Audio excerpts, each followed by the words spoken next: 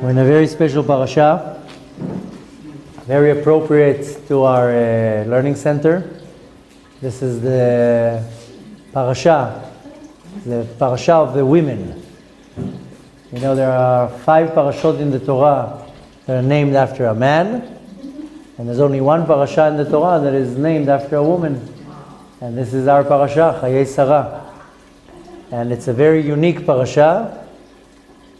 And B'ezrat Hashem, tonight is my wife's birthday. So we're going to dedicate the class to her birthday. Not only Dvorah, but Miriam should have a year of health and success and nachat. Don't tell her on the way out, oh, we heard it's your birthday, because she totally doesn't remember it's her birthday. Okay. And we're going to use this tactic to surprise her. Tomorrow tell her Mazal Tov. Today don't say anything, because then she'll be like, oh, it's my birthday. So this morning both my daughter and me were planning. My wife is not so good with the dates. I don't think she even knows tonight is her birthday. So we're going to use it as the element of surprise. So please, if you don't mind, don't tell her anything. Tomorrow you can tell her happy birthday. But Baruch Hashem, it's her birthday. So since the parasha is talking about the ladies, about the Eshet Chayil is going about Sarah. So we're going to dedicate this class for my wife, my Eshet Chayil. And it's a very special parasha. But of course, before we start, I heard a funny joke that there was once a president of the United States. To make it more real, so we'll say Mr. Trump is driving in his car, and we're not holding any political opinions here. This is just for the joke. So he's driving in his car, and suddenly he tells the driver, listen, I want to stop in a gas station. I feel like having something to munch on. Okay, the Secret Service agents were that day in a good spirit. Like usually they would say, no, Mr. President, we can't stop the car. It's dangerous. But they say, okay, no, fine. You want to buy yourself some candy? Fine, we'll stop in the next gas station. They stop in the gas station, and as he's going out to get his candy, he sees his wife talking with a guy who pumps the gas. He comes up to her and he tells her, what, you know this guy? How do you know this guy? So he tells him, yeah, when I was young, I dated him. He was my boyfriend. So the president tells her, you see? Now, if you would end up marrying him, you would have been the wife of a gas pumper.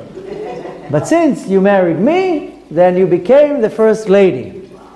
So she tells him, no, since you married me, you became president.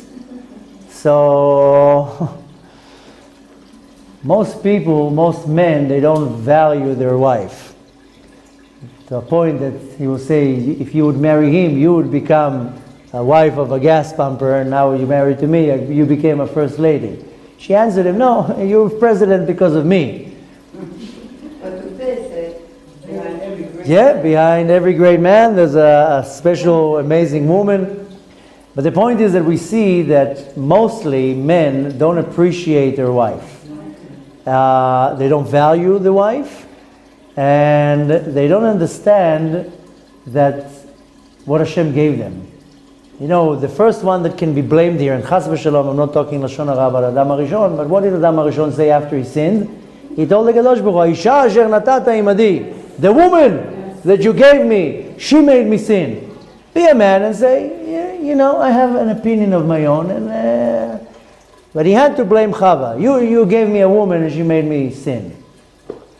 So unfortunately, I should have this class to the men, not to the women, but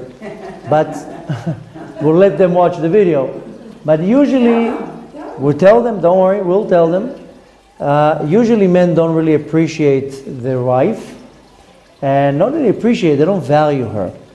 And this parasha comes to lay a very important foundation in Judaism, and not only in Judaism, for every individual around the world.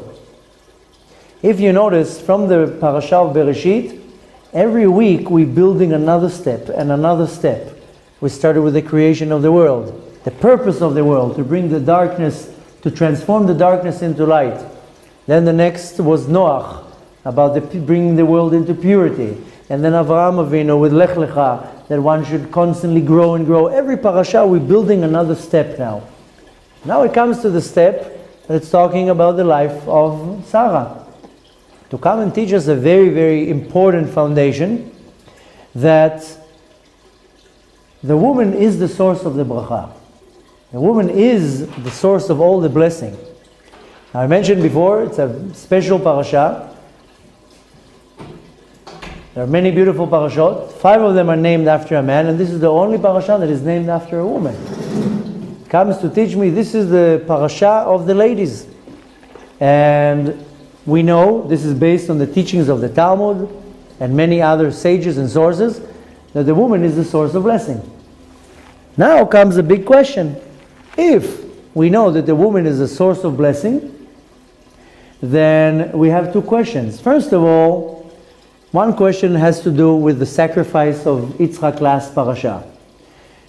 You know, we're holding up until today this sacrifice as a merit to our nation.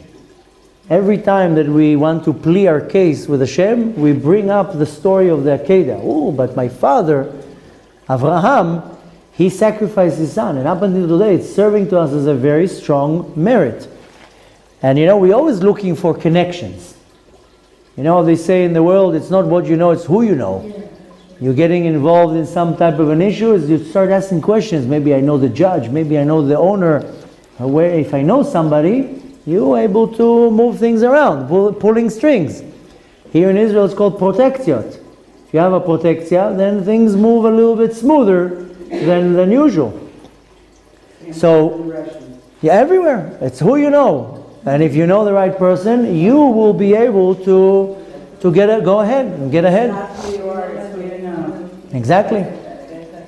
Now we use the Akedah, the story of the sacrifice, as a protectia. Every time we see in our history, even Moshe Rabbeinu used it, and many others, that when we are not in such a great place, we remind the Kadosh Baruch Hu, you know, you remember the Akedah that Avraham Avinu went and sacrificed his son. This should hold us as a zchut, as a merit. Now comes a question, since we mentioned that the woman is the source of blessing, which we're going to really explain what does it mean, why, and why is it so important. But the first question that comes up is, if Sarah is so special and the story of the Akedah is so dominating in our history, you know that when Sarah heard about the Akedah, she died. That's where this parasha comes into, that Sarah died right after she heard about the Akedah. And if this is the case, isn't it showing that Sarah had some type of a deficiency, a chisaron, that she hears about such a great thing and that would cause her to die? You would think that will cause her happiness. So first of all, we understand, thank you. First of all, we understand that Sarah didn't agree to the Akedah. When Avraham Avinu left in the morning, he didn't tell her where he's going. He just told her, no, we just have some business to do. If she would know about it, she would not agree to it. But more than that, we know that a man can actually digest such a message, and a woman can't. The man can digest the fact that the son has to be sacrificed. Sarah could not digest, she could not fathom such a thing. What, you're going to slaughter, you're going to kill my son? Because the role of the mother is for the kids to have life, not for them not to have life. You see that the mother, you know, we have a saying, a Yiddish mama, that the mom wants to constantly make sure that the child eats and he's warm and he's secure. There's a story, there was a big tzaddik, his name is Rabbi Shlomo Mizvil, a very big Rebbe in Yerushalayim. And the story says that every time he used to visit the tomb of Rachel Imenu, when he used to go to Kever Rachel, he would eat before that. And this is not a custom to eat before you go to a grave of a tzaddik. If we actually fast before we go to the grave. And he would eat before going to the grave of Rachel Imenu. And when they asked him, why do you eat? So he says, I'm going to visit my mom. I'm going to visit my mother. And she wants me to come full. She doesn't want me to come hungry. So I have to eat. I'm going to visit Mama. So I have to eat. So she's going to be happy and satisfied and that I came with food in my stomach. This is a big tzaddik. So we know there is this concept about, we call it a Yiddish mama, but even though all the mothers in the world, from all nations, they all have this quality that they want the kid to be alive, to be happy. And father is a little bit more rough around the edges. So Avraham Avinu was able to digest such a thing. Okay, I have to sacrifice my son. Sarah was like, no, I don't care. This is where I draw the line. Now, this is one question. Why Sarah didn't agree with it? And it kind of shows that she has maybe a lack of faith, or maybe a chisaron, some deficiency, she's lacking something. Now the next question is, everybody wants a blessing in their home. Everybody, you buy a new home, you call the rabbi, please come and put mezuzot, you do a Chanukat Bayit, everybody wants to have blessing. And we want to have blessing in our life. I don't know anybody that says, you know what, I want to have a bad life. I want nothing to work out. Who says that? Everybody in one way or another says, of course I want a blessing. I want to have a wife, and I want to have kids, and I want to have parnasa and health, and who doesn't want to have a blessing? Everybody. Every time you meet a big rabbi, you come and ask for a bracha.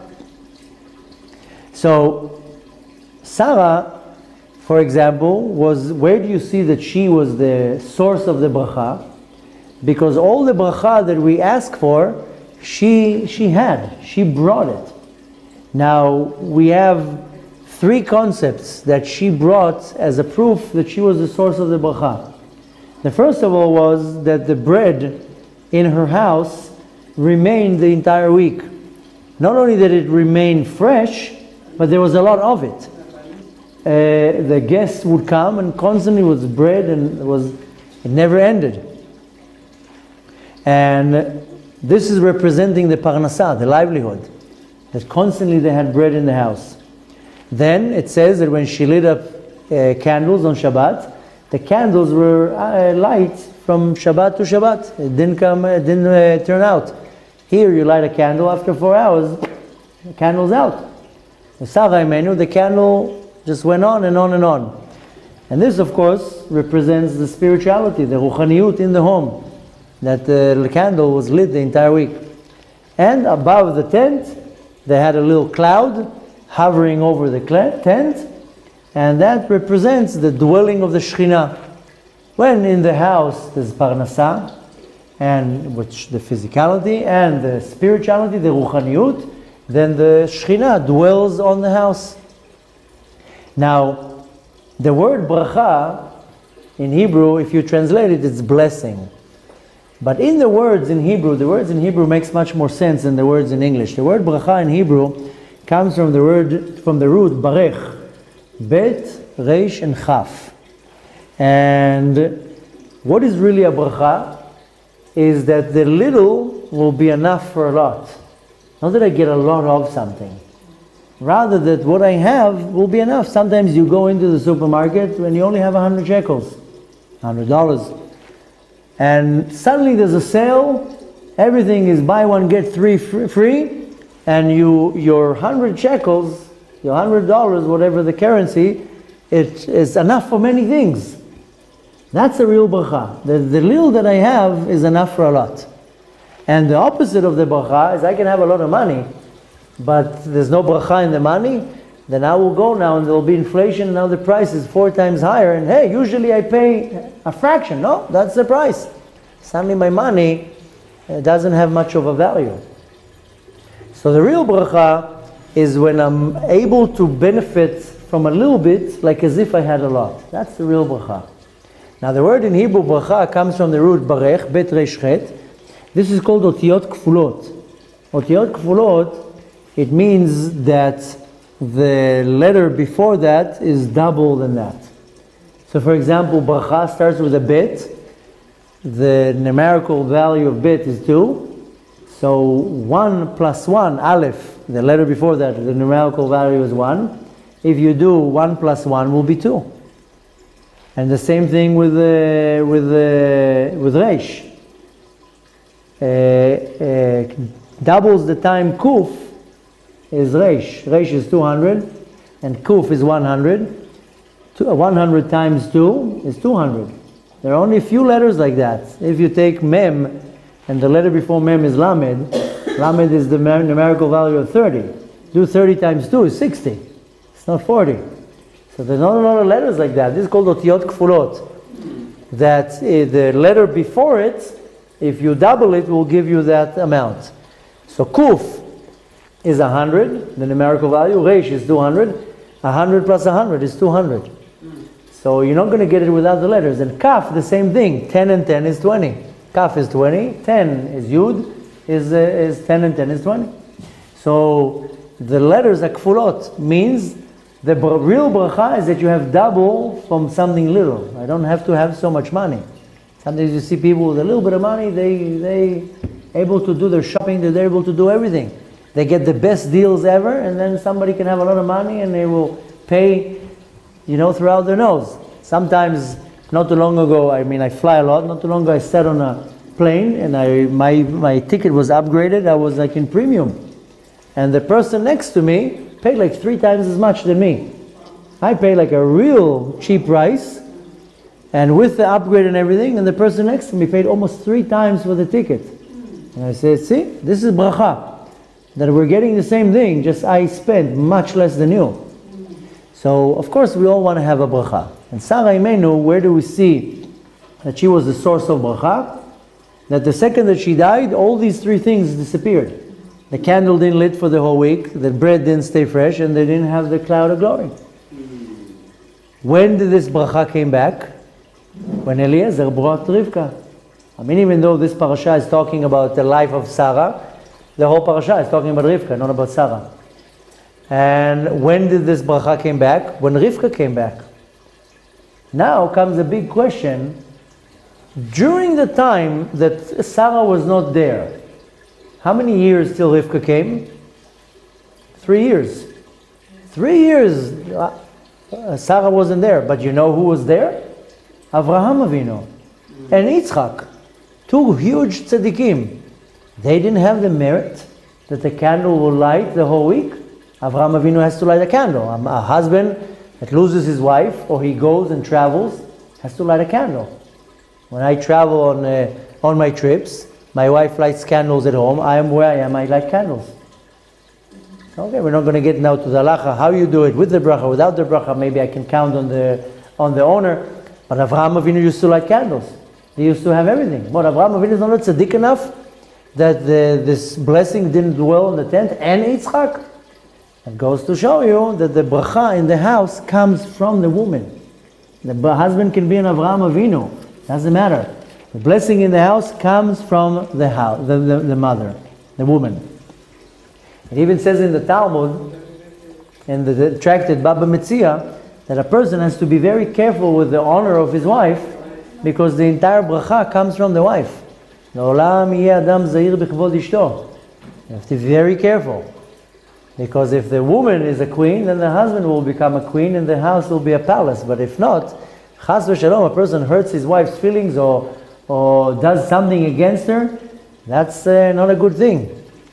Now we want to understand something else, that we had a very special event. The whole point of the Akedah was a big simcha.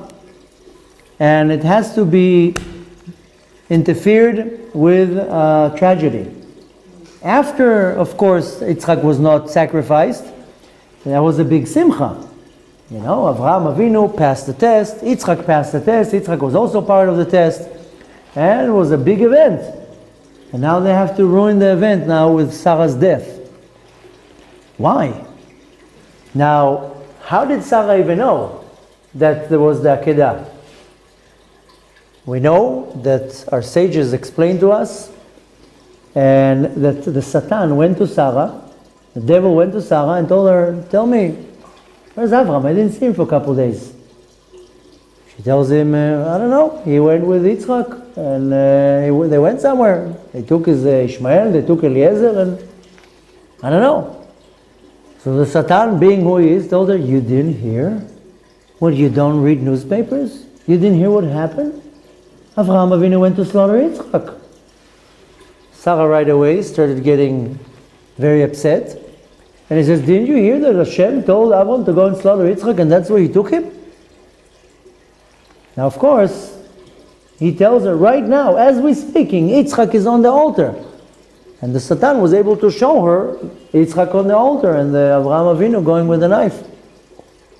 But that was a rerun. It wasn't live. He wasn't streaming it live. It was a rerun, and it was already after the Akedah.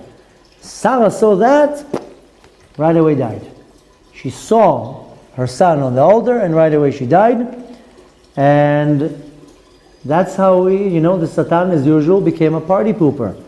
There was a simcha. Avraham Avinu passed his last test. They're on their way home to make a big event, and the Satan has to turn it around, and Sarah dies. Now Avraham Avinu has to bury Sarah, and he has to buy the land with a lot of money, and which comes to prove to us that we actually own the land. Avraham Avinu bought the land. This is the funniest thing, is that the three places that everybody is arguing about if they're ours or not, were bought by money. And the first one was bought by David HaMelech, and this is the place where Bet HaMikdash is going to be. It's called Har HaMoriah. David HaMelech bought it with money from a person called Arvana, Goren Arvana. He bought it. And he bought it from a certain individual, and this is ours. We actually paid money for that. And the sons of Yaakov, they bought the tomb of Yosef, Kever Yosef. They actually bought it with money. And of course, Avraham Avinu bought the Ma'arat HaMachpelah, the whole plot there.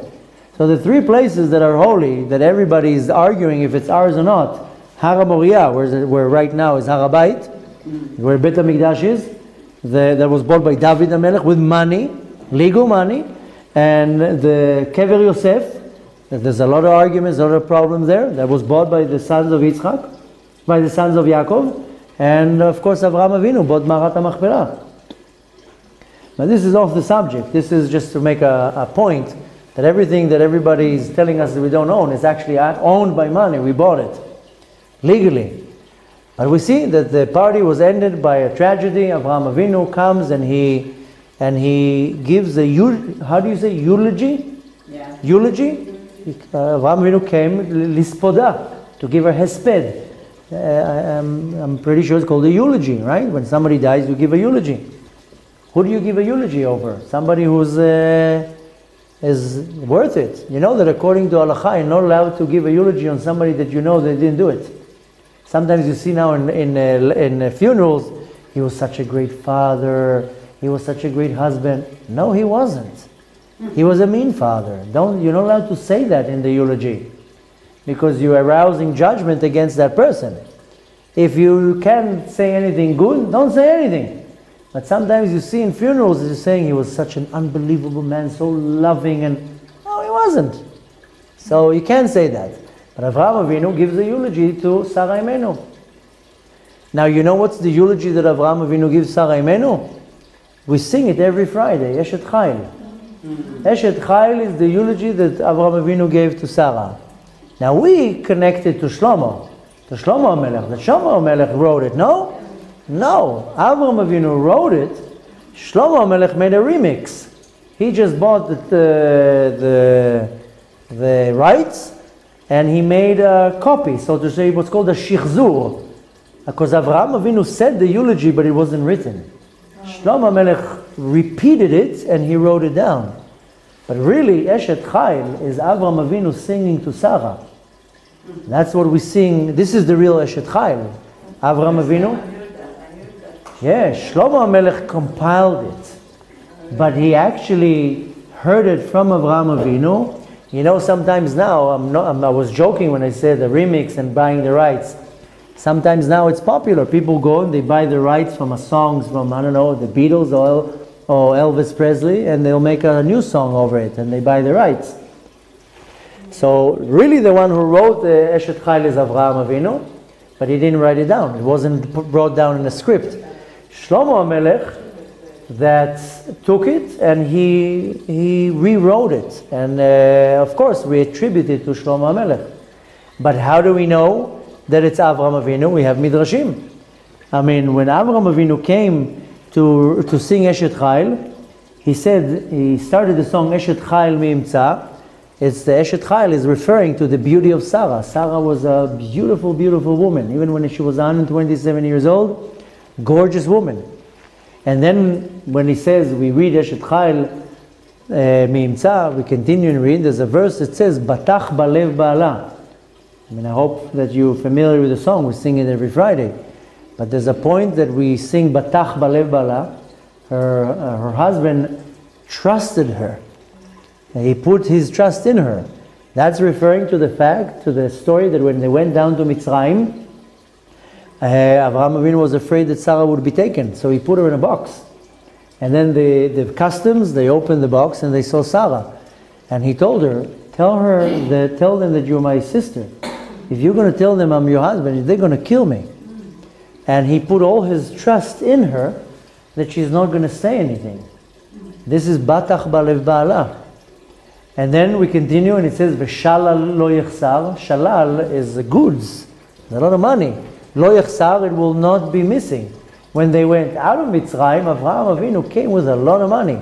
They gave him a lot of money. He came with money and gold and jewelry and cattle and flocks, everything.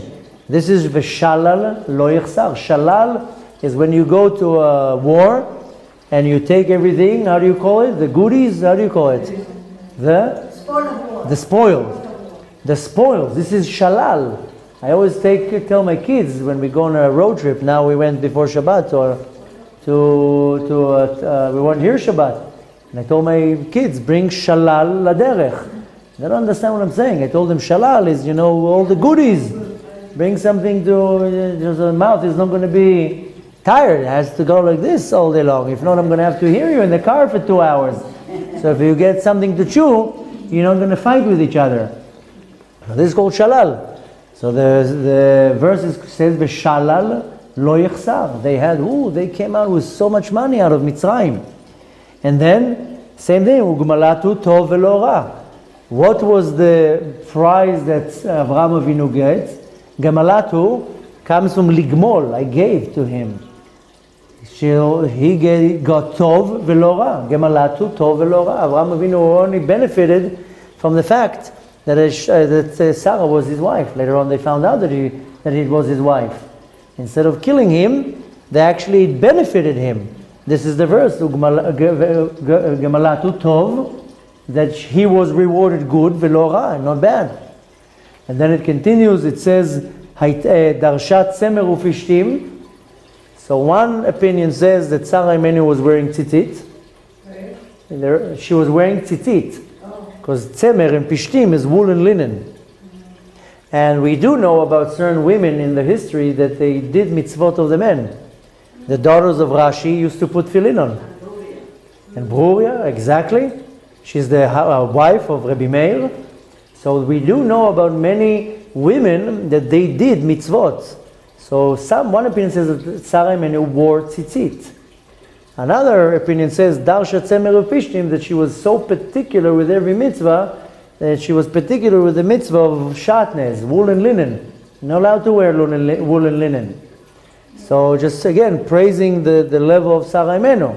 Then the tzitzit is a midrash. Then it says Vayta koniyat socher.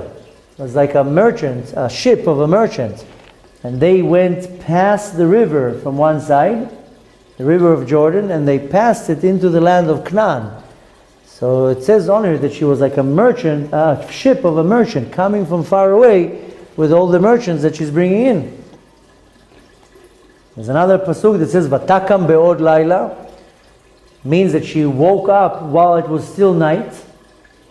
So one explains that when it came to the Akedah, she woke up before them, because it says Vayashkem Avraham baboker. Avraham woke up very early in the morning. He woke up netz. He would pray very early. It says about Sarah, she woke up even before him. Vatakam be'od laila. She would wake up when it's still night outside. One opinion says it's going on the night of the Akedah, and the other opinion says no, she just woke up early in the morning to make sure that there's food, that the house is organized. She didn't sleep much. Another one, it says, Zamama sadeh vatikacheo. This is referring to the land of the sadeh as a field. Zamama sadeh, she had her eyes on a certain field, vatikacheo, and she took it. Which field is it talking about? When Avraham Avinu came to buy the Mara, the cave, it was on a field, Sde Ephron. This is in our parasha, you can read it. That he bought the entire field and the cave. Sarah liked the property. She had a good eye in real estate. She was like, this is good property. Go and buy that. She had a very good sense in real estate, and she told Avraham Avinu, I want this property. He went and bought it for her. He could bury her anywhere. That's what Ephron told her. It told Avraham Avinu, bury her wherever you want. It's all yours. Avraham Avinu says, no, I'm buying this land. I'm not letting you just let me bury her. My wife wanted this property, I'm buying it. And he gave him a lot of money, 4,000 shekels, 400 shekels. This is in our terms to buy a little piece of land for $400 million. Like something that is out of proportions, 400 shekels at the time. So, Zamamasa devatikacheo. She wanted that property. Avraham Avinu says, I'm buying it to my wife. So we see that the Eshet Chayil is really going on Sarah Imenu. And Avraham Avinu saw her as his Eshet Chayil, as my, I don't even know how to translate Eshet Chayil. The woman of of valor. Okay, so Avraham Avinu really recognized the value of his wife, and he saw how amazing she is. Now, after all this comes Eliezer, and Avraham Avinu tells him, "Listen, go and get a daughter from my son. He needs to get married. Get her a daughter." But what does he tell him? Don't go around here. Go far away. Bring me something quality. Now, it says that Yitzchak brought Rivka to his tent, to the tent of his mother, and right away Yitzchak sees all the miracles. He brings this little girl. Rivka is 3 years old. Yitzchak is 37 years old. Well, by then he was already 40. And they're bringing this little girl, a 3-year-old girl. And as she's walking close to the tent, whoop, Yitzchak sees all the miracles. That's where he knew, that's the one. Now Yitzchak waits 20 years till she will become an adult. Yitzchak was 60 years old when they first went together. He waited. But Yitzchak sees the miracle and says, okay, that's the one. She's the woman. She's going to now take over my wife. So we see that the Torah goes out of its way to emphasize the power of the woman. Not only the power of the woman, the value of the woman. Torah really goes around. I mean, the Torah doesn't say something long. The Torah usually cuts things as short as possible. And here the Torah goes all out of its way to talk about the miraculous acts of Sarah and Rivka and how amazing they were and so forth. Now, when Avraham Avinu is asking Eliezer to bring a wife to his son, he's telling him, don't go here around the neighborhood, go far away. And bring me a girl from my family. Which comes a big question, really? What's so great about your family? You come from a family of idol worshippers. Why do you want a girl from your family? Isn't there nice families around here that are not coming from idol worshippers? So Avraham Avinu says, you're right. I know my family is coming from idol worship. I mean, Avraham Avinu's father was the big merchant of idol worship. Avraham Avinu came from a very not holy family. But he still requested that Eliezer will bring a girl from his own family, because Avraham Avinu says, listen, I know where my family comes from. I know who they are. But the next generation doesn't mean that they follow the same path. I know who my family are. Same thing with Avraham Avinu. His father was an idol worshiper. It doesn't mean that it affected Avraham Avinu. And Avraham Avinu says, I know all of them are idol worshippers, Lavan and all these places, but it doesn't mean that it will affect the next generation. It doesn't mean that Rivka will be. And what is the reason? What is the common sense behind it? So we know there's two disadvantages in the world. What's called a chisaron. The first disadvantage is called ideology, ideologia. How I am brought up to my opinions that I'm acquiring throughout my life. Why is this a disadvantage? Because I can develop any ideology that I want. The thing is that my ideology will not necessarily affect my kids. And how I think, it doesn't mean that's how my parents think. I develop my thought based on my surroundings, my common sense, my experiences. And it doesn't mean, for example, that if the father desecrates Shabbat, it means that it doesn't mean the kid will desecrate Shabbat. I mean, look at all of us. Most of us here are either Baal Tshuvas or converts. My father never observed Shabbat, so it means that I can't observe Shabbat. This is his ideology, and it's mine. I do believe in God. I do believe in the Torah. Does it mean that up to now my parents should believe or that I go by my parents? No, this is my ideology, and it doesn't mean that it will affect your generation. The second disadvantage is called character. In Hebrew it's called ofi. That is actually given by the family. If I will grow up in a very aggressive home, I will become very aggressive. If I will grow in a very charitable house with good midot, then it will affect me. So again, nothing is black and white. But my character, I bring from my family. Usually they say the apple doesn't go far away from the tree. So of course, this is two different things. The ideology is one thing. They can grow in a certain house and you will have a completely different opinion about many things. But character is hard to change. The ideology, you can believe in something one day and the next day you'll be convinced and you'll think and you'll believe something else. Character is very hard to change.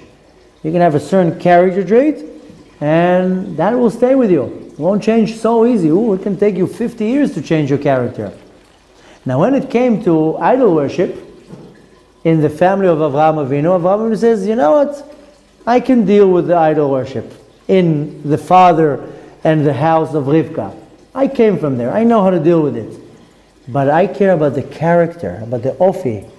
That has nothing to do with her parents. I will bring her into my home when she's 3 years old. I'll change her character. She can come from a house of idol worshippers. That I will deal with. I can get her away from that. That's idolatry. They believe in idols. I can change that if I want. But the character, give it to me when she's 3 years old. She'll grow in my home. I will develop her character to be how I want to. So that's why Avraham says, go and get her from my family, because I know she's made out of good material. Yes, they are the worshippers. But the core is coming from a good place. I can work with her. And that's exactly what happened. They brought her when she was 3 years old. So, kind of to conclude it, we see that Rivka was the daughter of idol worshippers. Look where she came out from Haran. Later on, her son goes there. Lavan and everything that's going on there. That's where Rivka came out from. But the second that they brought her home to the house of Yitzchak, first of all, right away we saw the miracles. Right away happened. That's where Yitzchak says, oh, he brought her into the tent. In the beginning, he says, no, that's my mom's tent. You can't go in there. The second that she came close to the tent, whoop, candle lit up for the whole week, the challah, the cloud. He says, oh, now I see you have the same quality of my mom. You can come into the tent. And of course, he waited till he really actually married her. But the second that he brought her into the home flourished. So we're going back again to where we started, that we see how the miracles were only by the mothers, not the fathers. Yitzchak was a complete tzaddik. Even though, one can argue and say later on Esav came out of him. Also from Avraham Avinu came Ishmael. It was only Yaakov that no bad came out. But Yitzchak was a great tzaddik. Same with Avraham Avinu. And for 3 years when Sarah was not there, nothing. Full gas in neutral, nothing was happening. The second that Rivka comes, whoop, everything comes back. So again we see how the merit, the blessing in the home came from the mothers. There's a story in the Talmud, this can be found in the tractate Ta'anit, and it's talking about different times that there was a famine. And there was once a famine, and there wasn't rain. One winter comes, no rain. Another winter comes, no rain. Third winter comes, no rain. Everybody's getting worried. What's going to happen? We don't have any more crops. We're going to not have any more food. What are we going to do? It says that they went to a certain individual, that his name was Abba Chilkiah. It happens to be that he was the grandson of Choni HaMe'agel. You ever heard of Choni HaMe'agel? The individual that made a circle and he stood there till rain came down. So this is Choni HaMe'agel. His name was Choni Me'agel, that he went and stood and he made a circle around him and he says to Hashem, I'm not coming out of the circle till you bring rain. So, and of course it worked. So in that generation they didn't have rain for a couple of years, so they went to his grandson, whose name was Abba Chilkiah, that was his name. And they went and told him, can you do us a favor? You are the grandson of Choni. Maybe you go pray for water, we don't have rain. He says, no problem, let me finish what I'm doing and I'll go up on the roof. He goes up on the roof, and who does he take with him? His wife. They're both standing on the roof. One is standing on one side, the husband is over there, the wife is over there, and they start praying. Sure enough, as they're praying, within 2-3 hours, the sky starting to get dark, clouds are forming, and sure enough, later on, starts raining. When they went off, the students approached him and told him, we noticed that the clouds came from your wife's side. They weren't coming from your side. Why is that? How come the clouds that later on brought the rain came from your wife's side? So he said, she has a merit that I don't have. I can be a great tzaddik, but my wife has a special merit that I don't have. A special quality that I don't possess. So the clouds were coming from her side. I went up to this roof. You see me all as this big rabbi, big tzaddik, but I had to bring my wife with me. She's the bracha. She's the merit. That's what he answered them. And Bechlal we see in many types of stories and situations that a poor person will come to a man and tell him, I'm hungry. The man will give him a coin or will give him money. Rather, in other cases, you'll see the woman will say, come, I'll make you something to eat. Coin, a coin doesn't mean much. Or a bill, because it means you have to go now to the store and get the food and start cooking, and it might get burnt and you might not eat and it's going to take you a few hours. A man will just give out a bill. A woman will say, come, I have food ready for you. Come and just eat. This is the difference between a man and a woman. Not to chas v'shalom put any man down, but men live in some type of, we call it in Hebrew, dimyonot, imaginary worlds. You see many men, they come, I will invest and I'll buy and I'll sell and I'll put, they're living in all sorts of fantasies. The wife is like, what are you talking about? Where are you bringing that from? Land down to this world. Stop fantasizing, and I mean, I'm a man too, but I'm saying usually men are in some type of a different realm. They dream a lot, they think, and the woman looks at them like, what? Land on this world and go work, and don't now start fantasizing all sorts of things. And so this is the foundation of the whole thing. That in order to have a blessing in the home, it needs to come through who's in the home.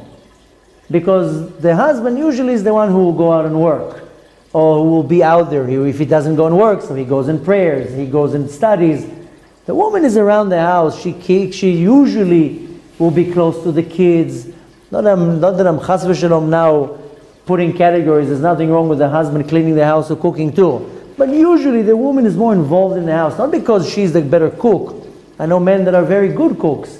It's not now a prejudice things that with women and men. That's why I gave the example. When a person is hungry, a man will give him money. Here, go eat. The woman looks at it in a completely different sense. She says, I have food ready. Come and eat it. Women more care about a husband. You know, there's a joke that once there was a husband and he saw how his wife is working so hard. So he said, my dear wife, here's a ticket, go on a vacation. I will take care of everything. You just go and rest. The first day he wakes up 5 o'clock in the morning, starts making sandwiches, gets the kids all dressed up, sends them all to school. And he sends all the older kids to school with sandwiches, clothes, everything is perfect. And then there's only left the youngest daughter. He makes her a sandwich, puts on her bag, and the problem is he doesn't know in which kindergarten she is. You know, I'm never home. I don't know where the kindergarten even is. I don't know where the kindergarten is. So he starts walking around in the neighborhood. He goes into the first kindergarten. Is this girl studies here? No? Okay, I'm sorry. Goes to the next kindergarten. Tell me, is my daughter part of your kindergarten? No. And after about a couple dozen kindergartens, the daughter tells him, Abba, Dad, if we're going to waste our morning running from kindergarten to kindergarten, I'll never make it to school. So the father, it can be a loving father, a caring father. He doesn't even know which class the child goes to. Oh, you're in first grade? Oh, I didn't know.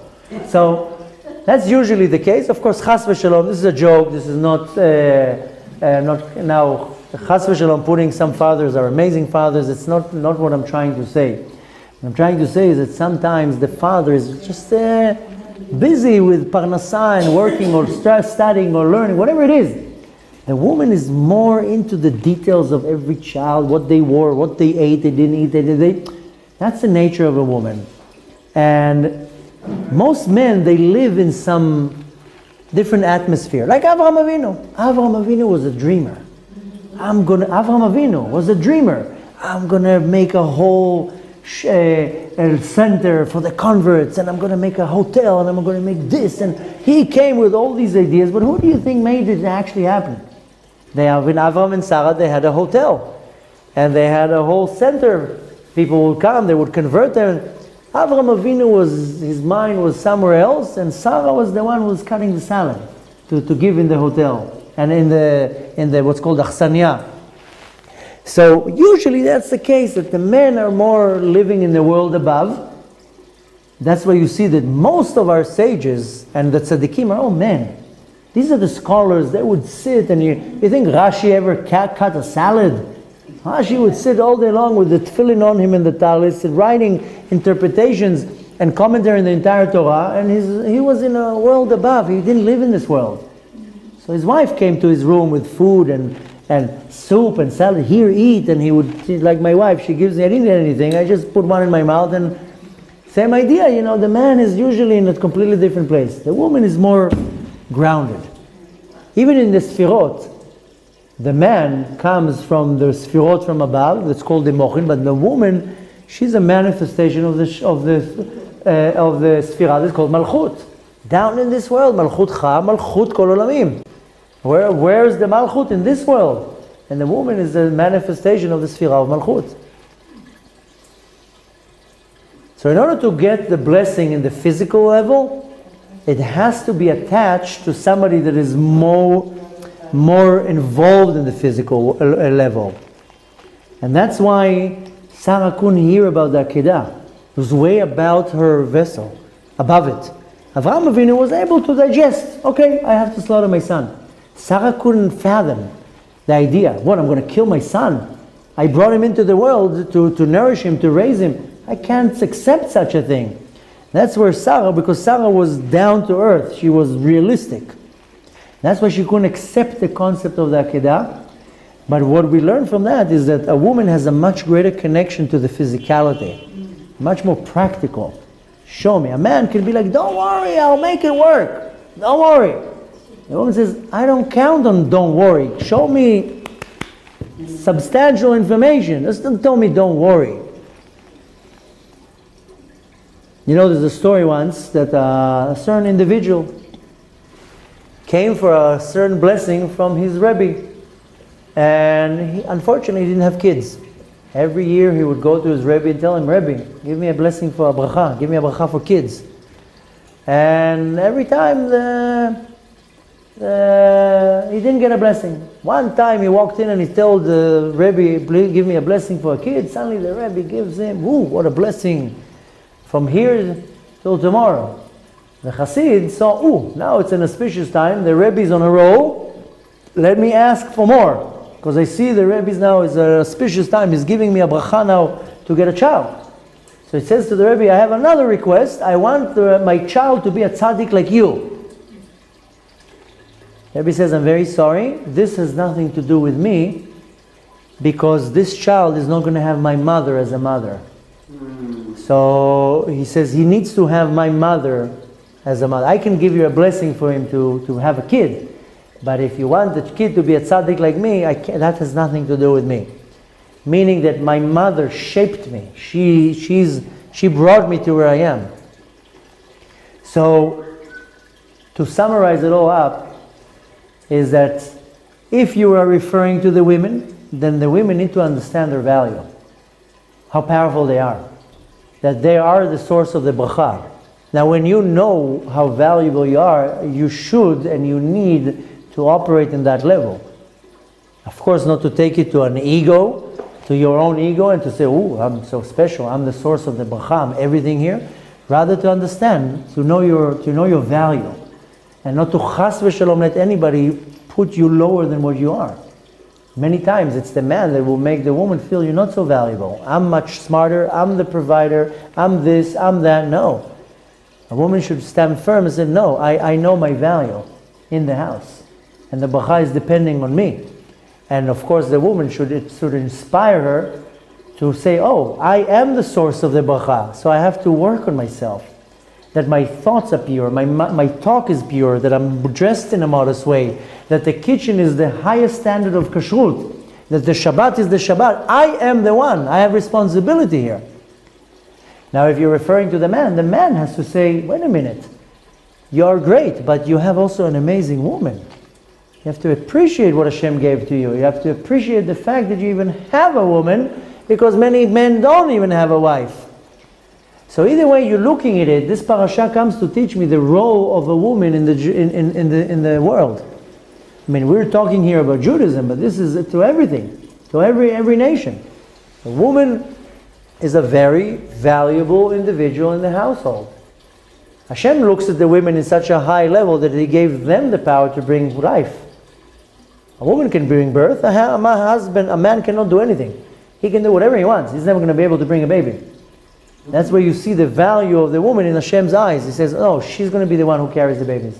Because in the beginning of Adam and Chava were attached. It was one body. One face in the front, one face in the back. And they were split. Hashem says the woman is the one who's going to be bringing the babies. Meaning that Hashem says she's the one who has much more power. I don't do anything. I just deliver the merchandise and that's it. So the point we want to take from that is, again, for the women to know how valuable they are, that should inspire them to hold themselves in that level. And not to feel that they're chas v'shalom lower or degraded or don't have any value. And for the man is to see the value in the woman and to know the bracha does come from the woman. Because the woman is the foundation of the house. The husband can go, you know that a husband can go and study all week Torah from morning to night. If the woman, when she lights candles on Friday, doesn't accept his Torah will stay out. It's worthless. The woman, when she lights candles, has to accept her husband into the home. She has to invite him into the home. And accept his Torah, and accept his learning, and accept his mitzvot and everything. So either way you're looking at it, we have to understand that the level of the house and the bracha in this world, especially in my home, is dependent on the woman. So I'll repeat it again. The woman has to understand her value, and that's what should inspire her. And the man should understand, this is my wife. I have to value my wife. In order for me to gain this bracha, I have to make my wife a queen, so that way I will become a king. Bezad Hashem, if we live by that, with a little bit more respect, it says that the real Ahavat Israel, the real mitzvah of Ahavat Israel is between a husband and wife. Not in the street and with co-workers and other people. The real Ahavat Israel is between the husband and wife. So we learn also another solid foundation here, the importance of the life of marriage. And life with marriage is not only about walking hand in hand into the sunset. It's nothing about that. That only works in the movies. The life of a marriage is to refine each other, to bring the best out of my spouse. And it comes with sacrifice, because it doesn't always work how I want it to work. But really the foundation of marriage is to see how am I completing my other half, and how the other half is bringing the best out of me. And if we know how to apply it, that's when we have a good mixture of the physical and the spiritual, and that's how we have the dwelling of the clouds of glory, like they had in the tent of Sarah, the Anan, the cloud that was coming on and hovering over. That's called Hashra'at HaShechina. The Shechina, the manifestation of the Shechina, is coming and dwelling on the person's head, on the person's house. That's really how we get the Shechina to come and dwell on us. Bezad Hashem, if we do that and we work a little bit more on our marriage and relationships and our Ahavat Israel to our spouse, needless to say that will hasten the coming of Mashiach. Bezad Hashem, we should see the ultimate marriage between the Kadosh Baruch Hu and the Shechina. Bezad Hashem, it should happen very speedy in our days. We should have a beautiful, restful week.